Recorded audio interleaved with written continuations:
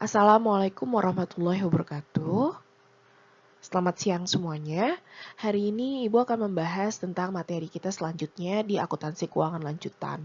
Ya, untuk materi di minggu ini, Ibu akan membahas tentang persekutuan likuidasi. Baik, kita lanjut ke slide yang pertama ya. Yang harus kalian pahami ya di sini pengakhiran bisnis suatu persekutuan biasanya merupakan suatu peristiwa yang emosional bagi para sekutu yang terlibat. Sekutu-sekutu tersebut sekutu-sekutu tersebut mungkin telah menaruh harapan yang tinggi atas bisnisnya serta telah menginvestasikan sejumlah besar sumber daya pribadi dan waktu dalam bisnis itu. Akhir dari persekutuan seringkali merupakan akhir dari impian-impian bisnis.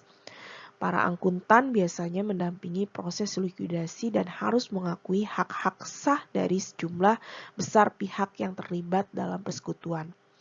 Nah, bisa jadi pihak yang terlibat ini adalah para sekutu individual, kreditur persekutuan, dan sekutu individu, pelanggan, serta pihak-pihak lain yang memiliki hubungan bisnis dengan persekutuan. Ya, jadi intinya di sini likuidasi, ya bisa kita lihat di sini likuidasi adalah berhentinya kegiatan operasi persekutuan secara keseluruhan dengan menjual sebagian atau seluruh aktiva perusahaan, membayar semua utang pajak, kewajiban pada pihak ketiga, dan sisanya dibagikan kepada para anggota sekutu sesuai dengan rasio laba atau rugi. Ya. Ini prosedur likuidasinya ya. Yang pertama, semua buku besar persekutuan disesuaikan dan ditutup. Kemudian laporan laba rugi penyesuaian dipindahkan ke modal para sekutu berdasarkan rasio laba rugi. Ini kalau misalnya terjadi adanya laba di dalam persekutuan setelah kita lakukan penyesuaian, berarti adanya keuntungan tersebut langsung dibagi ke masing-masing pihak sekutu. Ya, kemudian kalau misalnya ada aktiva non kas, ya aktiva non kas harus dijual, ya kemudian laba atau rugi dibagi kepada para sekutu berdasarkan rasio atau laba rugi. Kemudian kalau misalnya ada kewajiban, ya semua kewajiban kepada negara dan pihak ketiga harus diutamakan terlebih dahulu, baru nanti kalau misalnya ada sisanya itu baru akan dibagi. Baik, slide selanjutnya tentang prosedur likuidasi bisa kita lihat di sini bila modal sekutu bersaldo debit dapat dikompensasikan dengan maksimum sebesar saldo pinjaman modal sekutu tersebut. Artinya kalau misalnya bisa kita pahami ya, saldo modal itu kan saldo normalnya kan ada di sebelah kredit. Nah, sementara di sini kalau misalnya modal sekutu bersaldo debit dapat dikompensasikan dengan maksimum sebesar saldo pinjaman modal sekutu tersebut. Artinya ada kerugian atau ada saldo yang memang harusnya disetorkan, ternyata belum disetorkan oleh saldo oleh masing-masing sekutu. Artinya sekutu harus membayar sisa dari modal yang harus dibayar. Kalau misalnya ada kerugian dan lain sebagainya harus dibayarkan terlebih dahulu ke persekutuan. Nah, kemudian di sini ada bila ada saldo piutang kepada sekutu harus dikompensasikan ke modal sekutu tersebut, ya. Jadi kalau misalnya kemarin kita belajar tentang persekutuan, di mana pembentukan persekutuan ada Aldi dan Bayu. Nah, kalau misalnya ada piutang, ya piutang yang terjadi di dalam persekutuan tersebut berarti harus kompensasikan terlebih dahulu ke modal, ya. Kemudian sisa uang kas masih ada dibagikan kepada para sekutu, ya. Jadi kalau misalnya ada uang tunai harus dibagikan kepada sekutu. Baik, kita akan lanjut tentang metode likuidasi. Nah, untuk metode likuidasi kita menggunakan dua ya. Di sini ada likuidasi sekaligus dan likuidasi bertahap. Untuk likuidasi sekaligus, nah di sini likuidasi sekaligus. Untuk likuidasi sekaligus, ini merupakan suatu proses likuidasi di mana seluruh aset dikonversikan menjadi kas dalam waktu yang sangat pendek, kemudian kreditur eksternal dibayar, dan pembayaran tunggal secara gabungan dilakukan kepada para sekutu atas bagian modal yang disetorkan. Nah, di sini bisa kita lihat pembagian kas kepada para sekutu hanya dilakukan sekali setelah aktiva non-kas berhasil direalisasikan dan semua hutang dilunasi. Artinya aktiva non-kas ini bisa berupa aktiva tetap ya. Nah, itu dikonversikan terlebih dahulu menjadi kas. Kemudian semua hutang dilunasi ya. Kreditor eksternal dibayar. Kemudian kas yang dibagi kepada sekutu sesuai dengan saldo modal bersih. Ya, kemudian laba atau rugi realisasi ditanggung sekutu sesuai dengan presentasi kepemilikan. Oke. Baik, kita masuk pada ilustrasi likuidasi sekaligus ya. Bisa kita lihat di sini likuidasi sekaligus yang dilakukan oleh persekutuan ABC dengan para sekutu terdiri dari Aldi, Bayu, Citra pada tanggal 1 Mei 2015. Pada tahun 2014, mereka menyesuaikan presentasi distribusi laba berdasarkan besarnya peran masing-masing sekutu. Nah, ini harus kalian pahami ya, berapa persen masing-masing pada akhir kepemilikan ya persekutuan. Nah, misalnya pada akhir kepemilikan persekutuan Aldi ini masih ada 40%, Bayu 40%, dan Citra 20%. Nah, langsung kita masuk ke neraca saldonya per 1 Mei 2015. Nah, di sini bisa kita lihat untuk kasnya ada 10 juta, aset non kasnya 90 juta, kemudian kewajiban untuk persekutuan 42 juta, modal Aldi itu ada 40% ya, nilainya 34 juta, kemudian Bayu 40% itu 10 juta, nilainya Citra 20% 14 juta. Nah, ini masing-masing balance ya 100 juta antara aktiva, kemudian ada kewajiban dan modal. Oke. Baik, untuk materi ini Ibu harapkan kalian itu sudah memegang bukunya ya. Jadi ketika Ibu jelaskan di sini walaupun memang yang di slide ini tidak terlihat, kalian bisa lihat di bukunya halaman 269 yang saat ini ya. Oke, Bu, lanjutkan lagi bahwa di sini ada persamaan dasar akuntansinya. Untuk persamaan dasar akuntansi dari neraca yang tadi kita lihat, itu untuk aset ada 100 juta, ya, aset 100 juta, kemudian kewajiban 42 juta, kemudian di sini ekuitas 58 juta ya. Aset 100 juta dikurangi kewajiban 42 juta, sisanya total dari masing-masing kepemilikan tadi, yaitu ada Aldi, Bayu, Citra dengan komposisi presentasi laba ruginya masing-masing ya. Kemudian untuk kasus yang pertama itu adalah persekutuan masih solven dan tidak terdapat defisit dalam akun modal sekutu ya. Artinya masih solven ini adalah sekutu ini tidak ada yang namanya hutang ya, hutang dari masing-masing sekutu, kemudian tidak terdapat defisit ya. Defisit atau artian di dalam sekutu tersebut tidak ada kerugian ya, kerugian yang timbul di dalam neraca ya. Nah, langsung saja ya kita masuk ke dalam kasusnya di sini. Yang harus kalian perhatikan di sini adalah keterangannya ya, informasi yang tersedia di dalam laporan keuangan persekutuan ya. Di sini aset non kas dijual dengan harga 80 juta ya, aset non kas. Bahwa yang kita ketahui untuk aset non kas itu kan ada sekitar 90 juta ya. 90 juta, lihat di slide sebelumnya.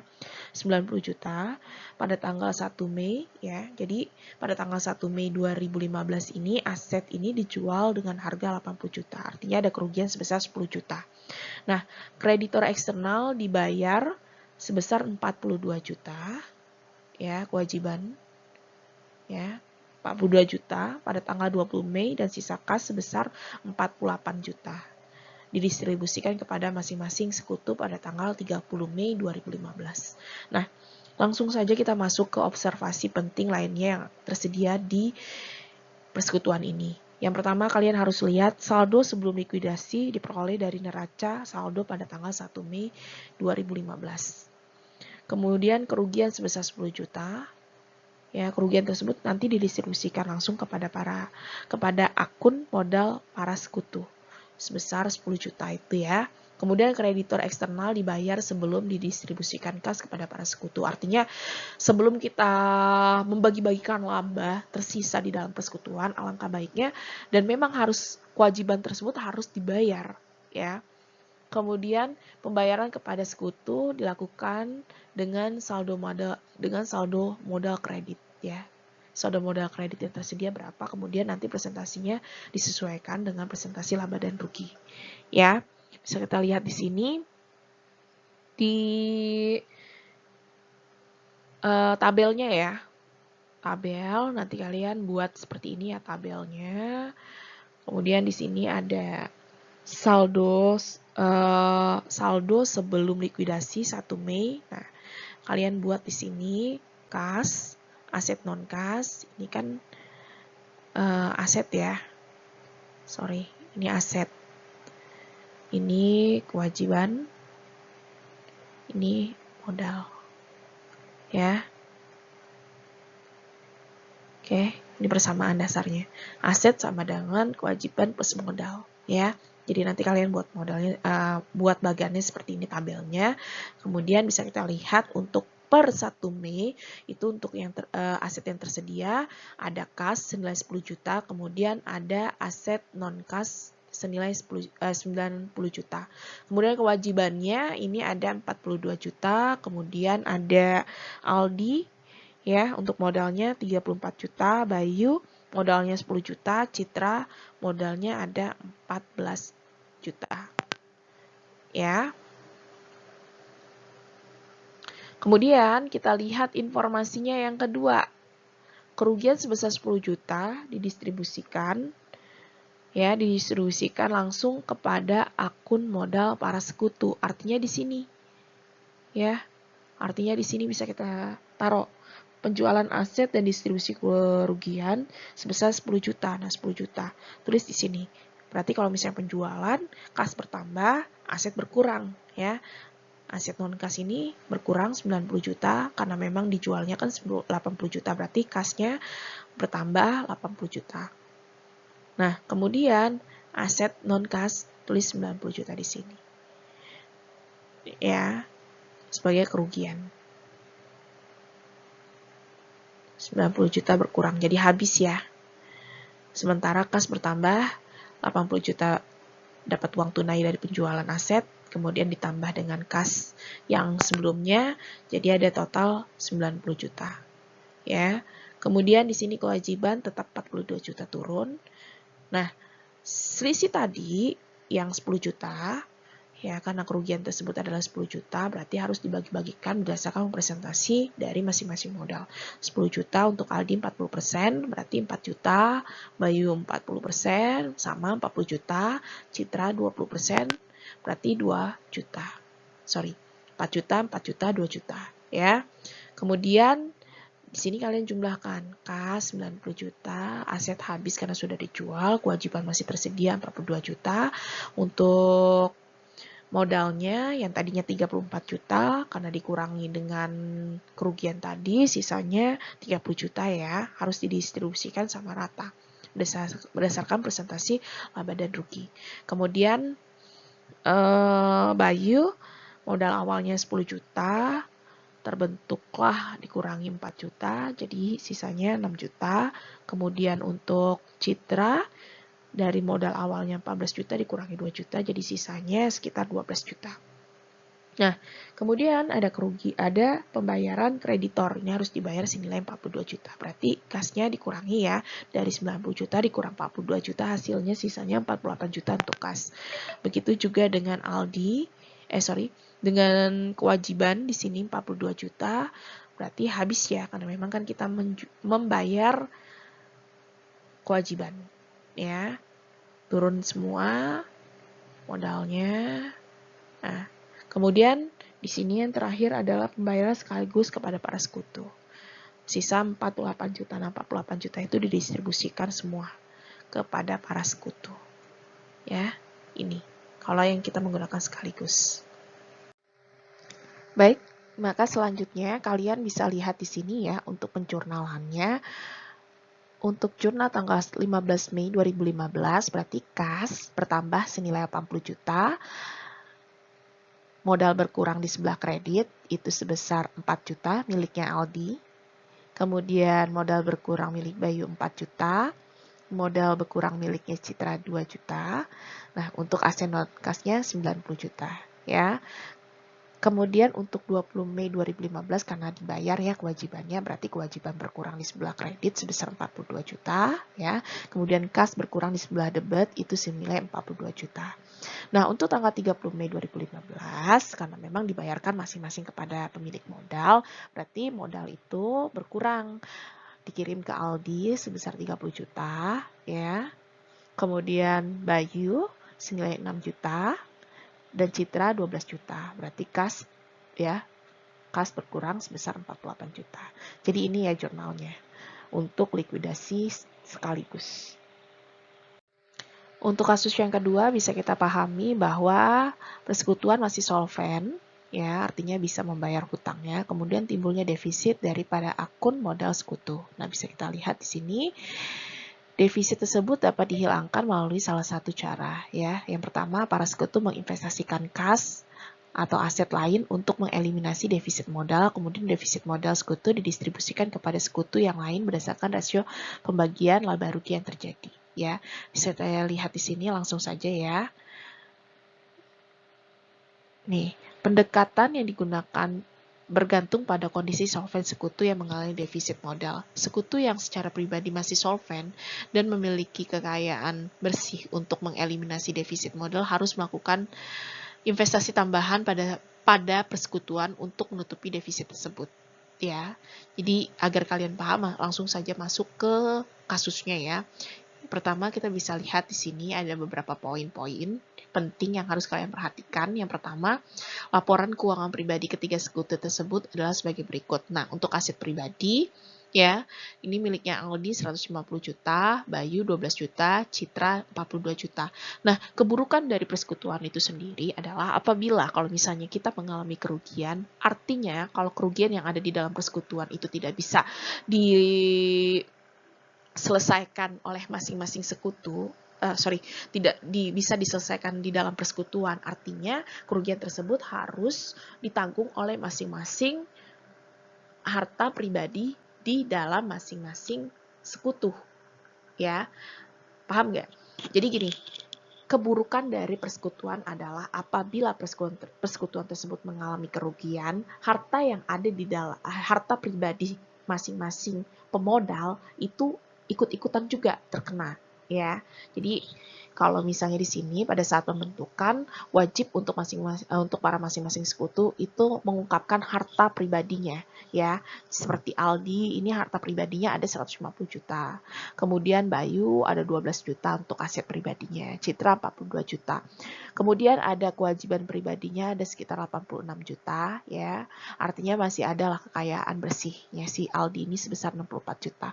Tapi kalau misalnya untuk Bayu ada kewajiban sebesar 16 juta. Artinya bukannya ada kekayaan ya, tapi adanya defisit punyanya si Bayu. Nah, kalau untuk Citra ini kan asetnya 42 juta. Kemudian kewajibannya 14 juta, artinya adalah kekayaannya si Citra sebesar 28 juta. Ya. Bayu secara pribadi tidak solven ya. Artinya tidak solven itu secara pribadi dia tidak settle keuangannya ya. Sedangkan Aldi dan Citra secara pribadi masih solven ya. Gitu. Kemudian lanjut. Bisa kita lihat di sini. Aset non-kas persekutuan dijual dengan harga 35 juta. Ya, aset non-kas. Kita pahami bahwa aset non-kas yang kita miliki itu untuk persekutuan itu kan nilainya 90 juta, tapi dijual 35 juta. Luar biasa nih kerugiannya, ya. Berarti ada kerugian sebesar 55 juta yang nanti dialokasikan kepada masing-masing akun para sekutu. Kemudian kreditor eksternal ini harus dibayar senilai 42 juta. Oleh karena Bayu secara pribadi tidak solven, maka defisit modal Bayu sebesar 12 juta dialokasikan ke para masing-masing sekutu, ya. Nah, sisa kas besar 4 juta didistribusikan kepada para sekutu sebagai pembayaran sekaligus pada tanggal 30 Mei 2015. Nah, ini dia informasi-informasi dari beberapa informasi yang ada di atas tadi. Nah, yang pertama, bisa kita lihat kerugian sebesar 55 juta dari realisasi aset non-kas dialokasikan menurut rasio pembagian laba ya. 40% punyanya Aldi, 40% punyanya Bayu, kemudian 20% itu ke Citra ya. Karena di sini bagian atas kerugian penghapusan aset sebesar 22 juta menimbulkan defisit akun modal sebesar 12 juta bagi Bayu. Maka secara pribadi tidak solven si Bayu ya, tidak mampu untuk melakukan investasi tambahan untuk menghapus defisit sebesar defisit modal. Jadi Bayu ini secara pribadi dia memiliki defisit pribadi sebesar 12 juta tadi ya. Jadi si Bayu ini kan modalnya 12 juta, sementara dia punya defisit pribadi sebesar 4 juta. Nah, sementara perusahaan tersebut mengalami kerugian sebesar 55 juta yang nantinya dialokasikan kepada masing-masing sekutu. Nah, bagaimana bisa Bayu bisa menjalankan kerugian sebesar 55 juta karena memang pribadinya sendiri aja defisit ya. Defisit tidak solven. Nanti kita lihat di tabelnya. Kemudian di sini kreditor eksternal dibayar sebelum dilakukan distribusi kepada para sekutu. Artinya kita mendahulukan kewajiban dahulu, baru nanti kalau ada sisa, baru nanti didistribusikan kepada masing-masing sekutu. Nah, defisit Bayu sebesar 12 juta didistribusikan kepada Aldi dan Citra menurut rasio laba rugi. Kemudian distribusi atas defisit Bayu menimbulkan defisit atas akun Citra sebesar 1 juta. Ya. Nah, pembayaran sekaligus kepada Aldi sebesar kredit sisanya ya 4 juta. Saldo pasca likuiditas seluruhnya adalah 0, menunjukkan bahwa seluruh akun telah ditutup dan persekutuan secara defisit dilakukan. Secara penuh telah dilikuidasi dan dihentikan. Oke, ini gambaran umumnya. Bisa kita lihat di tabelnya. Nah, untuk tabelnya 1 Mei ya, bisa kita lihat di sini untuk kas 10 juta, aset non kas 90 juta, kewajiban 42 juta, Aldi 34 juta, Bayu 10 juta, Citra 14 juta. Kemudian penjualan aset didistribusikan kerugiannya sebesar 55 juta. Artinya apa? Aset tadi nilainya 90 juta, dijual dengan harga 35 juta. Artinya ada kerugian sebesar 55 juta yang harus ditanggung oleh masing-masing sekutu ya. Nah, 55 juta dikali 40% memperoleh 22 juta punyanya Aldi, kemudian 55 juta dikali 40% hasilnya 22 juta punyanya Bayu, 55 juta dikali 20% hasilnya 11 juta itu didistribusikan ke Citra ya. Nah, aset ini dijual, kalau dijual berarti habis 0 ya. Kemudian aset dijual dengan harga 35 juta, berarti kas bertambah sebesar 35 juta. Kas 1 Mei ditambah dengan penjualan aset sebesar 35 juta, hasilnya 45 juta kita memperoleh kas ya. Nah, kemudian kewajiban masih ada sekitar 42 juta. Ya, jadi kas dan aset non-kas ini aktifannya ada 45 juta. Nah, kewajiban 42 juta. Nah, sisanya 55 juta itu kita distribusikan kepada masing-masing anggota sekutu. Nah, 34 juta modal yang tersedia dikurangi dengan 22 juta kerugian, hasilnya 12 juta miliknya Aldi. Ya. Aldi masih ada nih modal dia di dalam persekutuan karena memang sudah dikurangi karena memang modalnya Aldi di awal 34 juta dikurangi dengan 22 juta kerugian dari penjualan aset. Kemudian Bayu ini menginvestasikan 10 juta. Sementara ada kerugian sebesar 22 juta yang harus ditanggung. Berarti Bayu ini ada sekitar 12 juta ya. 12 juta yang harus dibayar oleh Bayu. Ya. Kemudian Citra masih ada sisa dari 14 juta modal yang terbentuk di awal, kemudian dikurangilah 11 juta karena kerugian dari penjualan aset, masih ada nih sisa modalnya miliknya Citra. Ya. Kemudian kita turun nih di sini. Ada kewajiban pembayaran kewajiban kepada pihak eksternal. Ya, nah kewajiban pada para pihak eksternal ini harus dibayar senilai 42 juta. Kas kita yang tersedia kan ada 45 juta, berarti 42 juta dikurangin, sisanya 3 juta. Ya, 42 juta habis ya kewajiban kita. Artinya di sini turunin 12 juta, Aldi, di sini kosong ya, 12 juta, kemudian Bayu 12 juta, Citra 3 juta. Nah, distribusi defisit sekutu yang insolven. Nah, insolven itu miliknya siapa? Punyanya Bayu. Bayu ini nanti kita bagi berdasarkan masing-masing presentasi persekutuan. Ya. Nah, di sini 40 per 60. Ya, 40 per 60 dikali 12 juta. 40 per 60. 60 itu total dari miliknya presentasi laba rugi, miliknya Aldi dan Citra ya, 60. 40 per 60 dikali 12 juta, ya dapatlah 8 juta untuk Aldi. Ya, kemudian 20 per 60 kali 12 juta, ini kita distribusikan ke Citra. Ya, jadi Aldi ini masih ada 12 juta, 12 juta yang sisa modalnya Aldi dikurangi 8 juta, masih ada 4 juta. Nah, sementara miliknya Bayu ini kan karena memang secara pribadi dia sudah habis, tidak memiliki lagi modal ya, maka didistribusikan. Jadi di sini tidak ada, distribusikan kepada Aldi dan Citra. Nah, untuk Citra itu sendiri dari 20 per 60 dikali 12 juta, hasilnya 4 juta. Ya, masih rugi. Karena modal yang tersedia untuk Citra itu sisanya ada 3 juta dikurang 4 juta, sisanya masih 1 juta. Ya. Nah, untuk Aldi ini ada sisa 4 juta. Ya, masih ada sisa modal 4 juta. Oke. Kemudian ini hasilnya distribusikan oleh Citra untuk menutupi modal. Ya, 4 juta.